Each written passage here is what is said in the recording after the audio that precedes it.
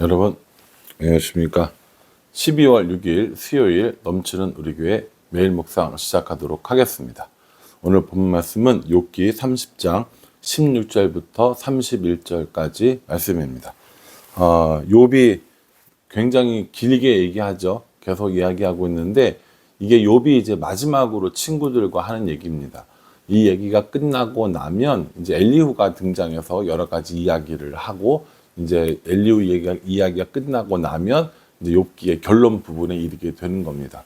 그러니 욥은 지금까지 이야기한 것들을 다시 한번 이야기하고 반복해서 이야기하고 과거의 자신이 어땠는지 지금의 자신이 어떤지 이런 여러 가지 이야기들을 쭉 하고 있는 것이죠.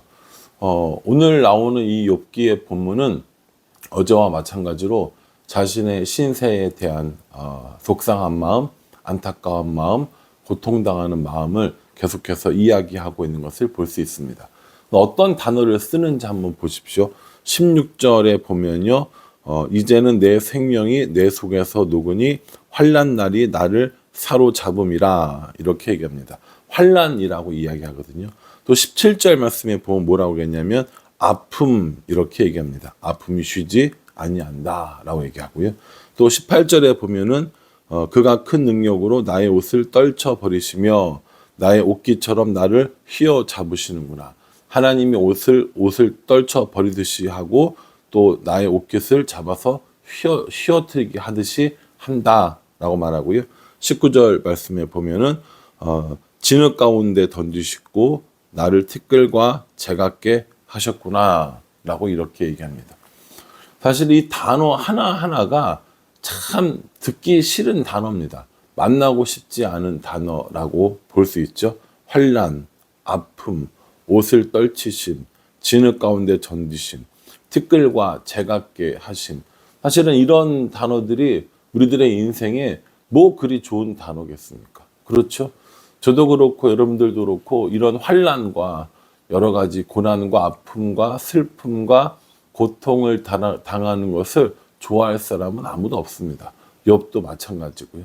자신의 상황을 환난이라고 이야기하고 아픔이라고 이야기하고 나의 옷을 떨치신다고 이야기하고 재와 같고 또 티끌과 같다 이렇게 얘기하고 있는 욥의 모습을 보는 것이죠. 여러분 우리도 사실은 이러한 고백들을 참 많이 합니다. 저도 이제 기도할 때 자주 하는 말들이 뭐냐면 환난 날에 나를 건지시고 언제 어디서나 나를 보호해 달라고 이렇게 얘기하거든요. 근데 따지고 보면 뭐 제가 그렇게 큰 환난을 당하는 건 없습니다. 그렇지 않습니까? 욥처럼 제가 무슨 눈에 띄는 큰 환난을 당하는 것도 없고 뭐 심한 고통과 극심한 아픔이 있느냐? 그것도 아닙니다. 그렇게 보이시죠? 아닙니다. 아닙니다. 외부적으로 이렇게 환난, 아픔 이런 것들은 다른 사람 눈에 보이지 않더라도 여전히 내 마음 속에서 일어나는 여러 가지 환난스러운 일들, 또 아픔과 같은 일들은 존재합니다. 그러니 나는 지금 괜찮은데, 나는 지금 욥처럼 이렇게 환난과 아픔 속에 있지 않는데 욥은 나랑 상관없는 거 아니야? 라고 이야기하실지 모르지만 안타깝게도 그렇게 이야기하는 사람들의 내면을 들여다보면 나름대로의 환난과 나름대로의 아픔이 있는 것을 볼 수 있습니다. 그러니 여러분, 여러분들 주위에 있는 사람들이 괜찮아 보이고 또 이렇게 뭐 행복해 보이고 이런다고 할지라도 그 사람 마음 깊은 곳에 있는 그 무엇인가 또 괴롭게 하고 고통을 주고 환난과 아픔이 있을 수 있다라는 사실을 한 번 더 생각해 줬으면 좋겠습니다. 아마 그 사람도 어쩔 수 없는 이유 때문에 괜찮은 척 하는지도 모릅니다. 보여줄 수 없는 상황이 있어서 아프지 않은 것처럼 하고 다니는지도 모릅니다. 그러나 욥처럼 눈에 보이는 환난과 아픔은 없어 보인다 할지라도 그 사람 마음속에 어떤 환난과 아픔이 있을지도 모르니 다른 사람을 쉽사리 정죄해서도 안 될 것이고 다른 사람을 쉽사리 판단해서도 안 될 거라고 저는 생각합니다. 욥이 이렇게 환난과 아픔 이야기하면서 고통스러워합니다. 그런데 20절에 보면 이렇게 얘기합니다. 내가 주께 부르짖으나 주께서 대답하지 아니하시며 내가 섰사오나 주께서 나를 돌아보지 아니하시나이다 라고 이야기하죠. 그러니까 욥은 자신이 이렇게 고난과 고통 당할 때 하나님이 왜 침묵하시는지 도대체 이해가 안 되는 거예요. 이전에 하나님이 자신을 얼마나 사랑해 주셨습니까? 자신을 얼마나 행복하게 해주셨습니까? 자신을 얼마나 보호해 주셨습니까? 그런데 정작 보호가 필요하고 정작 위로가 필요하고 정작 이 환난에서 건지시는 구원이 필요한 이때에 하나님이 나를 왜 안 돌아보시는가 라고 하는 것이 욥의 가장 큰 의문이고 고민이었다는 겁니다. 그리고 그 의문과 고민을 넘어서서 이제는 하나님이 자신을 돌보지 않는 것이 너무 속상하고 너무 힘들고 그래서 하나님께 자신의 마음을 토로하는 것을 볼 수 있습니다. 여러분, 하나님께 마음을 내놓는 건 잘못된 일이 아닙니다. 속상하고 힘들고 아프고 또 이렇게 환난 가운데 있는 자신의 처지를 하나님 앞에 내보이고 하나님 앞에 부르짖는 건 잘못된 게 아니라는 겁니다. 아니, 하나님께 안 부르짖으면 누구에게 부르짖을 겁니까? 하나님에게 외쳐 소리 지르지 않으면 누구에게 소리쳐 부를 겁니까? 그러니 환난과 아픔 가운데 하나님께 부르짖는 욥의 모습을 우리는 본받아야 할 필요가 있습니다. 오해하지 마십시오. 욥의 환난, 아픔 저도 싫고 여러분들도 그렇게 당하는 거 원하지 않습니다. 그러나 그렇게 환난과 아픔 가운데 다른 사람에게, 다른 것들에게 그 환난과 아픔을 호소하지 않고 하나님께 부르짖는 건 올바른 태도입니다. 다만 욥이 지금 너무 힘든 건 자신을 돌아보지 않으시는 것 같은 하나님이라는 것이죠. 그래서 26절에 이렇게 이야기합니다. 내가 복을 바랐더니 화가 왔고 광명을 기다렸더니 흑암이 왔구나. 복을 바랬는데 화가 왔고 광명을 바랬는데 흑암이 왔다라고 이야기하는 거죠. 그러니까 욥이 지금 당한 고난, 다시 말해서 재산을 잃고 자녀를 잃고 가족을 잃고 자신의 건강까지 잃은 이 상태보다 더 괴로웠던 것은 뭐냐면 하나님과의 이런 뭐라고 그럴까요? 격리? 예. 하나님과의 단절? 이런 것이었다고 저는 생각합니다. 하나님과 단절되고 하나님과 격리된 것 같은 이 상황이 욥은 너무 힘들고 이것이 자신이 몸이 아픈 것, 재산을 잃어버린 것, 가족을 잃어버린 것보다 훨씬 더 큰 고통이 되었다라는 것입니다. 놀라운 사실은 욥은 이렇게 의도치 않게 또 죄 짓지 않은 이런 애매한 상황 속에서 고난을 당해서 그리고 하나님으로부터 단절되고 격리된 것 같은 느낌을 가지고 있지만 우리는 우리의 죄악 때문에 하나님으로부터 단절되고 하나님으로부터 분리되었다는 사실입니다. 우리의 이 죄로 인한 단절과 분리는 우리의 힘으로는 해결할 수가 없는 것이었습니다.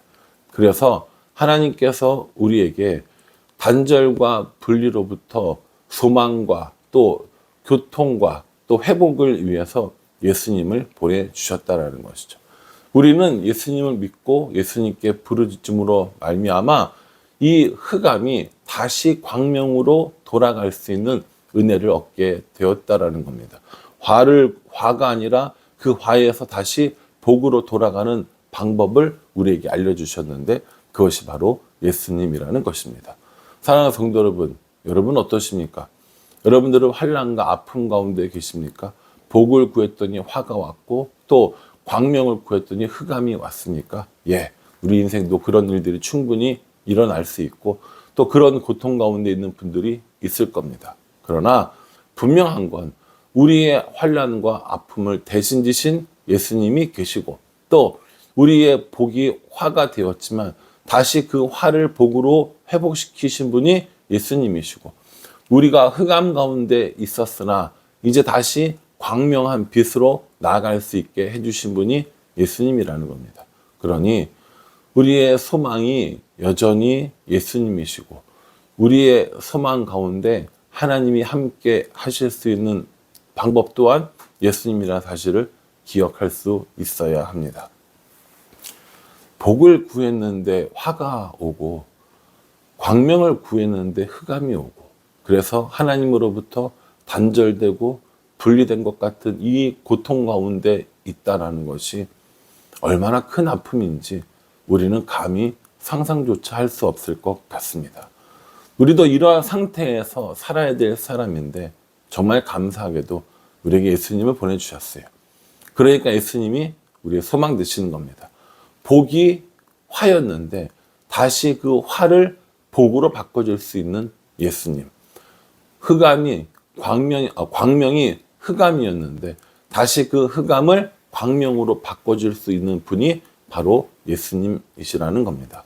그러니 저도 그렇고 여러분들도 그렇고 우리의 소망이 여전히 예수님, 여전히 하나님이라는 이 사실을 기억하셔야 할 필요가 있습니다. 힘든 분들이 있죠. 정말 환난과 아픔 가운데 있고 화 가운데 있고 또 이렇게 흑암 가운데 있는 분들이 분명히 존재합니다. 그러니 우리의 소망 되시는 예수님, 또 우리에게 은혜를 주시는 하나님을 여전히 바라보는 일들은 지금도 여전히 유효하다고 보시면 될 것 같습니다. 아니, 그렇게 믿고 나가야 하는 것이 맞습니다. 저에게도 예수님은 소망이셨습니다. 환난 중에, 아픔 중에 있을 때에 다른 것들을 다 놓더라도 예수님을 붙잡고 살아야 한다라는 소망이 있었고 믿음을 가질 수 있었습니다. 그렇게 믿음을 가지고 그렇게 소망을 가지고 살아가니까 하나님이 다시 회복시켜 주시는 은혜를 저는 경험했습니다. 아마 이 영상을 보시는 많은 분들도 그런 예수님을 만나셨을 겁니다. 화를 다시 복으로, 흑암을 다시 광명으로, 환난과 아픔에서 회복시켜주는 그 예수님이 진짜 우리의 소망 되신다는 겁니다. 그러니 여러분 조금만 힘내십시오. 그러니 여러분 하나님 앞에 소망을 가지시고 살아갔으면 좋겠습니다.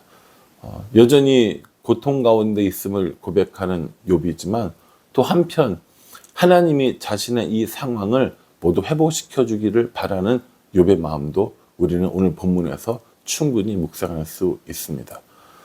저도 그렇고 여러분들도 그렇고요. 그렇게 소망의 하나님을 바라보면서 다시 힘내고 용기 내고 회복되는 은혜가 있기를 주님의 이름으로 축복합니다. 기도하겠습니다. 하나님, 환난이고 아픔이라고 이야기합니다. 복을 구했으나 화가 왔고 광명을 구했으나 흑암이 왔다고 이야기합니다. 그러나 이제 우리의 소망 되시는 예수님 때문에 다시 화가 복으로 변할 것이고 흑암이 다시 광명으로 변할 것을 우리는 믿습니다. 그러니 하나님, 우리에게 은혜를 더하여 주시고 다시 회복되어질 수 있도록 우리 인도하여 주시옵소서. 예수님의 이름으로 기도합니다. 아멘. 예, 여러분 오늘 수요일입니다. 수요 예배 있잖아요. 여러분들 오늘 전사님 설교인 거 아시죠? 전사님 설교를 위해서 기도해 주시고 또 많이 참석하셔서 많은 은혜 받으실 수 있기를 바랍니다. 저는 아마 일본에서 또 같이 갔던 팀원들과 함께 수요 예배를 영상으로 보려고 합니다. 그 정도 인터넷은 될 거라고 생각을 하고 또 예배를 통해서 하나님의 크신 은혜를 경험하고 이 말씀을 통해서 예수님을 소망으로 삼을 수 있기를 간절한 마음으로 기도하겠습니다. 감사합니다.